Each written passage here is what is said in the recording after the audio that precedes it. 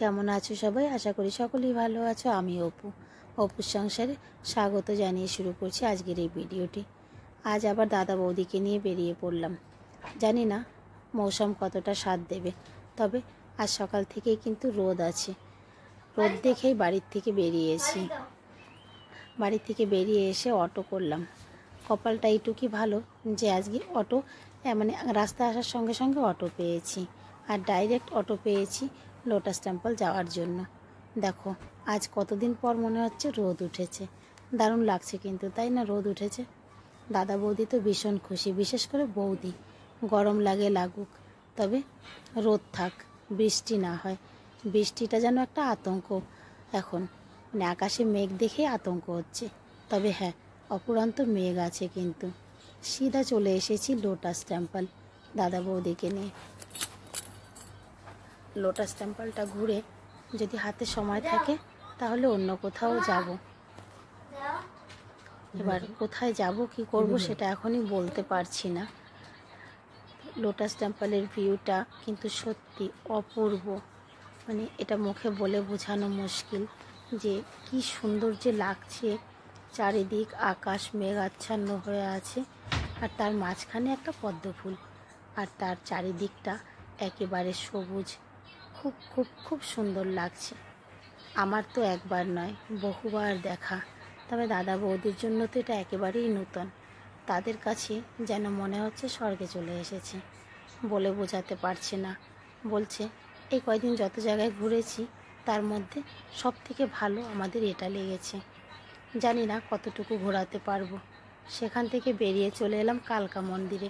কালকা মন্দিরেও আজকে ভীষণ ভিড়। এই যে এক মাতাজি, সে বসে সেবা দিচ্ছে।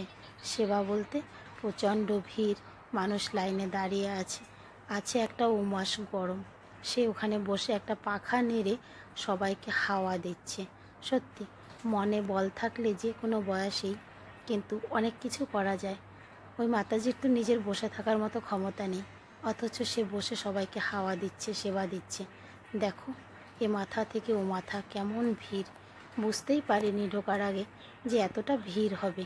তবে হ্যাঁ, মন্দিরের দর্শন আর করতে পারলাম না, বেরিয়ে চলে এসেছি। কারণ এখন যদি দর্শন করতে যাই তাহলে অনেক দেরি হয়ে যাব বলতে আমরা এখান থেকে বেরিয়ে যাব একজনের ঘরে। ভেবেছিলাম অন্য একটা মন্দিরেও যাব, তবে আজ আর হবে না, কারণ একেবারে খাওয়ার মুহূর্তে গিয়ে বাড়িতে ওঠাটা ঠিক না। চলে এলাম।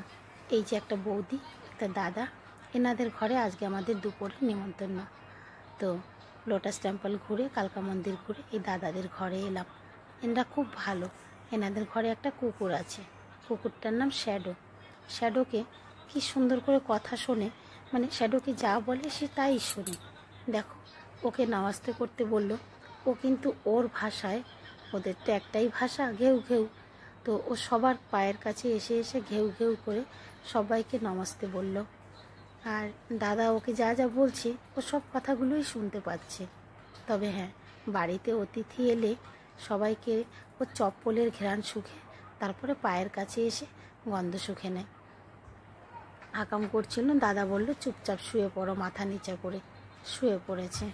তারপরে আবার বলল সবাইকে নমস্তে করো। এই দেখো কেমন করে করছে, মানে ওকে যা বলে ও তাই শোনে।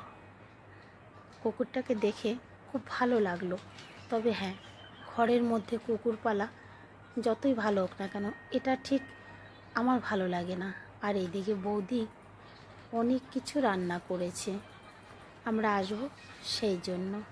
দাদা বৌদির একটা পার্লার আছে, এনাদের বাড়িতেই পার্লারের কাজ করেন।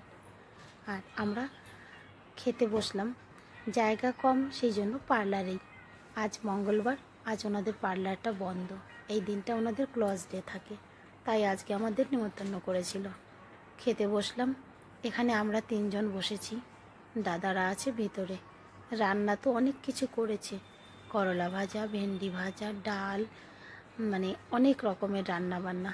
যাই হোক, খেয়ে দিয়ে ওঠার পরে আমার বৌদিমণির শখ হয়েছে যে আমি একটু হেয়ার কাটিং করাবো। সে গিয়ে বসে পড়লো পার্লারে। এবার হেয়ার কাটিংটা দাদা করবে, বৌদি নয়। বৌদির ইচ্ছে ছিল বৌদির হাতের থেকে করানোর, তবে দাদা নাকি কাটিং ভালো করে। আমিই বললাম যে না, দাদাই করুক। তার একটা কারণ আছে, আমি কাটিংটা দেখতে চাই, কারণ পরবর্তী সময় আমিও এখানে আসব। এটাই ছিল আমার মেন উদ্দেশ্য। তাই আমি বৌদিকে নয়, দাদাকে দিয়ে কাটিং করিয়েছি। তবে হ্যাঁ, কাটিংটা দেখে বেশ ভালো লাগলো। তোমরাও দেখে বলো তো কাটিংটা কেমন হয়েছে। আমার কিন্তু খুব পছন্দ হয়েছে। ভাবছি দুর্গাপুজোর সময় এখানে এসেই হেয়ার কাটিং করাবো। আমাদের সমস্ত পর্ব মিটে যাওয়ার পর দাদা বৌদিকে টাটা বাই বাই করে আমরা বাড়ির উদ্দেশ্যে বেরিয়ে পড়লাম।